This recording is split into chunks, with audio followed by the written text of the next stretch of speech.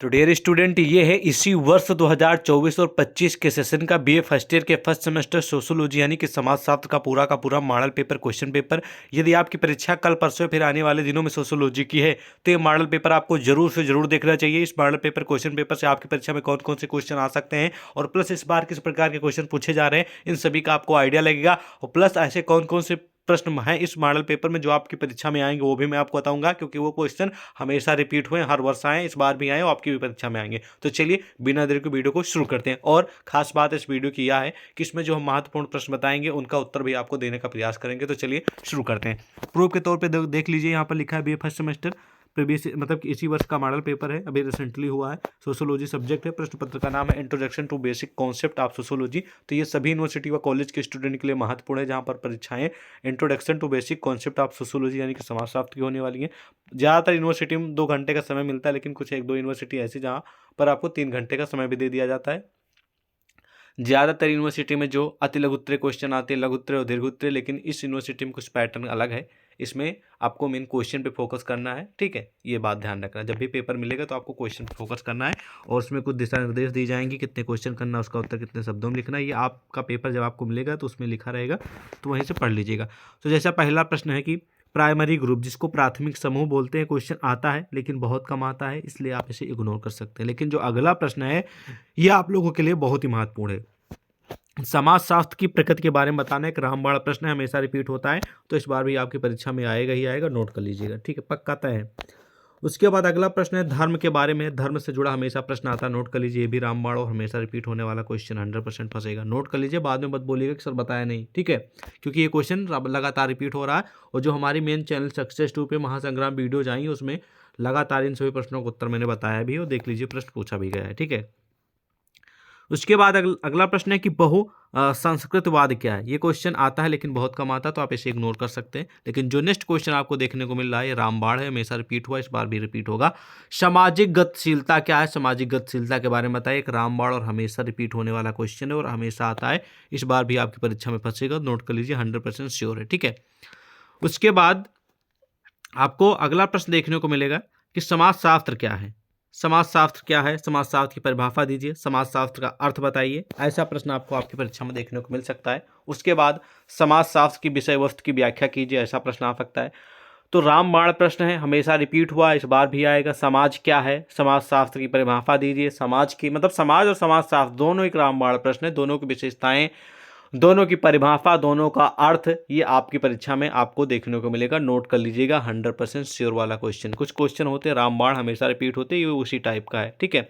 तो बाद में ये मत बोलिएगा कि सर आपने बताया नहीं इसलिए बोल रहा हूँ, कि अभी के अभी, ठीक है, नोट कर लीजिए, ओके, ठीक है। जो मैं आपको बता रहा हूँ ये वाला प्रश्न। उसके बाद अथवा करके इसमें एक और प्रश्न है, ठीक है, जो कि मैं आपको कई बार बता भी चुका हूँ कि समाजशास्त्र को परिभाषित कीजिए, यानी कि समाजशास्त्र की परिभाषा दीजिए, समाजशास्त्र एवं अर्थ शास्त्र के बीच संबंधों की व्याख्या कीजिए। मैं आपको जो हमारी महासंग्राम वीडियो अपलोड है उसमें मैंने आपको रट के बताया था कि ये क्वेश्चन आएगा, और फाइनली देख लीजिए ये प्रश्न पूछा भी गया है और आपकी परीक्षा में पूछा भी जाएगा, ठीक है। क्वेश्चन ऐसा आ सकता है कि समाजशास्त्र की परिभाषा दीजिए, ठीक। उसके बाद समाजशास्त्र और अर्थशास्त्र में संबंध बताइए, वहीं पर समाजशास्त्र और राजनीतिक शास्त्र में संबंध बताइए, वहीं पर हो सकता है कि समाजशास्त्र और मानव शास्त्र में संबंध बताइए, ठीक है। तो इस प्रकार तरीके के विभिन्न प्रकार के क्वेश्चन पूछे जा सकते हैं जो संबंध वाले हैं, ठीक है। जैसे कि समाजशास्त्र अर्थशास्त्र का संबंध क्या है, अर्थशास्त्र की जगह यहाँ पर मानव शास्त्र हो सकता है, इस मानव शास्त्र की जगह राजनीतिक शास्त्र हो सकता है। तो इस प्रकार के क्वेश्चन पे आपको फोकस करना, और रामबाण प्रश्न हमेशा रिपीट होता है, बाद में बोलिए कि बताया नहीं, नोट कर लीजिए। और इन सभी प्रश्नों का उत्तर लगभग कहाँ पर मिलेगा, कैसे मिलेगा, वो भी मैं आपको बता दूंगा, बस आप क्वेश्चन नोट करते चलिए। अगला प्रश्न है कि समाज क्या है, जानवरों का समाज मनुष्य के समाज से कैसे भिन्न है, इसके बारे में बताइए। समाज यानी कि सोसाइटी जिसको इंग्लिश में बोलते हैं, ठीक है। और समाज के बारे में मैंने अलग अलग परिभाषा, एकदम सिंपल परिभाषा है, बहुत ही अच्छे तरीके से प्रस्तुत की है, उसको पढ़ लीजिएगा। और रामबाण प्रश्न है, हमेशा फंसता है, समाज की परिभाषा, समाज क्या है। उसके बाद इसी में जानवरों का समाज यानी कि पशु समाज और मानव समाज में अंतर बताइए, ये आपको आपकी परीक्षा में प्रश्न ऐसा देखने को मिल सकता है, ठीक है। समाज की परिभाषा दीजिए यानी कि समाज क्या है, और पशु समाज और मानव समाज में अंतर बताइए, रामबाण प्रश्न है, नोट कर लीजिएगा, ठीक है। चलिए नेक्स्ट क्वेश्चन देखते हैं कौन सा है।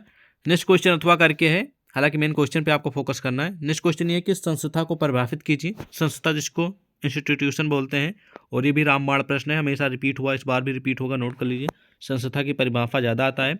समाज के सुधार में शैक्षिक संस्थाओं की क्या भूमिका है, यानी कि समाज में कुछ अपडेट आ सके, कुछ उसमें सुधार किया जा सके, उसमें जो शिक्षण संस्थान है यानी कि जो कोचिंग है, इंस्टीट्यूट है, उनके क्या रोल है वो आपको बताना है।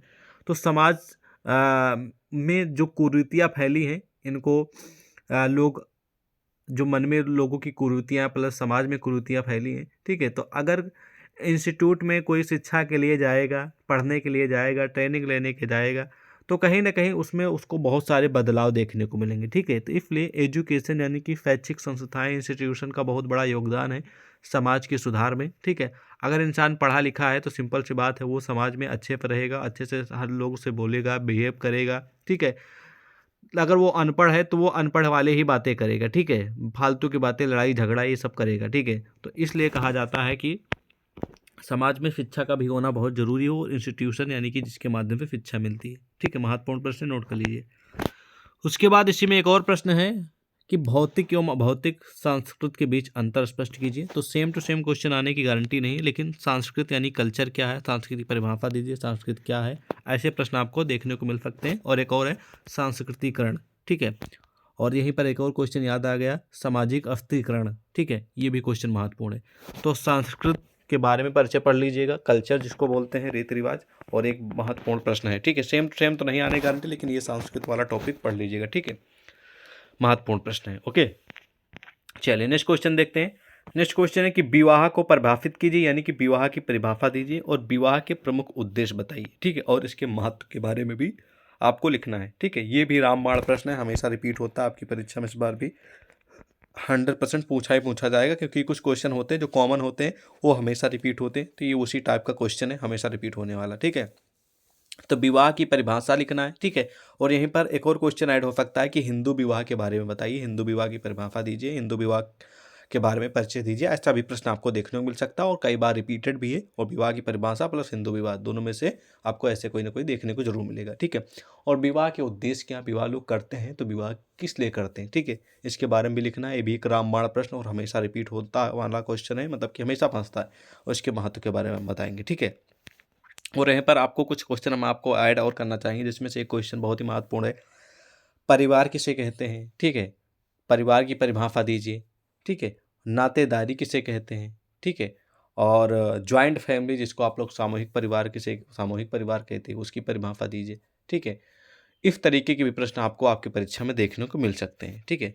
और अगला प्रश्न आप लोगों की समझ प्रस्तुत है कि सहयोग से आप क्या समझते हैं। सहयोग हमेशा तो नहीं आता, लेकिन कुछ बार आया है, इसलिए इसको हम 70% ही मान के चलते हैं कि सहयोग, यानी जिसको आप लोग मतलब कि what do you mean corporation, discuss to the characteristics and types of corporation, यानी कि सहयोग की आपको परिभाषा लिखना और सहयोग की विशेषताएं और इसके जो प्रकार हैं उसके बारे में लिखना। ये हमेशा तो रिपीट नहीं हो, लेकिन 70% मान के चलते हैं कि उम्मीद है प्रश्न फंस सकता है, ठीक है। तो इसलिए 70% वाले कैटेगरी में रखेंगे इसको। उसके बाद अगला प्रश्न मैं आपको ऊपर बता चुका हूँ कि सामाजिक अस्थिरीकरण से जुड़ा क्वेश्चन आएगा, देख लीजिए सामाजिक अस्थिरीकरण पूछा गया कि नहीं पूछा गया। तो सामाजिक अस्थिरीकरण क्या है, सामाजिक अस्थिरीकरण की परिभाषा दीजिए और इसके स्वरूपों के बारे में लिखिए, ठीक है। ये रामबाण प्रश्न है, ये भी कई बार रिपीटेड है, तो इस बार भी पूरी उम्मीद है प्रश्न फंसेगा ही फंसेगा, ठीक है। नोट कर लीजिएगा, ताकि बाद में ये कहने का चांस नहीं रहा कि सर आप बताएं नहीं, ठीक है। तो ये रहा पूरा का पूरा मॉडल पेपर, क्वेश्चन पेपर, जो कि इसी वर्ष का है, एक बड़ी यूनिवर्सिटी का, और सभी यूनिवर्सिटी कॉलेज के लिए जो क्वेश्चन है वो मैंने आपको बताया वो महत्वपूर्ण है, ठीक है। तो उन क्वेश्चनों पे आपको जरूर फोकस करना है। मैं ये नहीं कहूँगा कि पूरा का पूरा पेपर ऐसे ही आ जाएगा, लेकिन इसमें से जो महत्वपूर्ण प्रश्न है, जो परीक्षा में बार बार रिपीट हो रहे हैं, उनको मैंने बताया, और इन सभी प्रश्नों का उत्तर आपको जरूर तैयार कर लेना। अब आपको बता दे रहे हैं इन सभी प्रश्नों का उत्तर कहाँ पर मिलेगा, कैसे मिलेगा, उसकी भी जानकारी सुन लीजिएगा, ठीक है, ताकि आपको समस्याएं ना हो।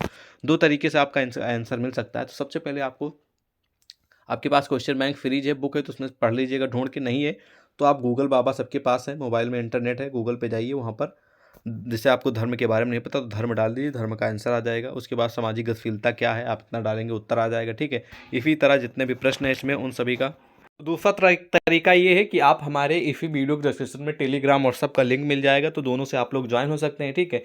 और प्लस आपको व्हाट्सअप ग्रुप पे जब हमसे ज्वाइन होंगे तो उस पर आप हमें पर्सनल मैसेज कर दीजिएगा और बोल दीजिएगा कि सर हमें BA फर्स्ट सेमेस्टर सोशियोलॉजी यानी कि समाजशास्त्र की महासंग्राम पीडीएफ चाहिए, जैसे आप इतना कहेंगे मैसेज करेंगे तो हम आपको वो पीडीएफ आपको सेंड कर देंगे, जिससे आप लोग तैयारी कर लीजिएगा। उस पीडीएफ में बहुत सारे महत्वपूर्ण प्रश्न हैं और उसके उत्तर समाहित हैं, जो आपके एग्जाम के नज़रिए से बहुत ही महत्वपूर्ण है। ठीक है, तो आई होप आपका अपना ही चैनल ये भी है, तो सब्सक्राइब जरूर कर लीजिएगा ताकि आपको सभी वीडियो का नोटिफिकेशन मिलता रहे। बाकी आज की इस वीडियो में इतना ही, मिलते हैं एक और नए वीडियो में। जय हिंद।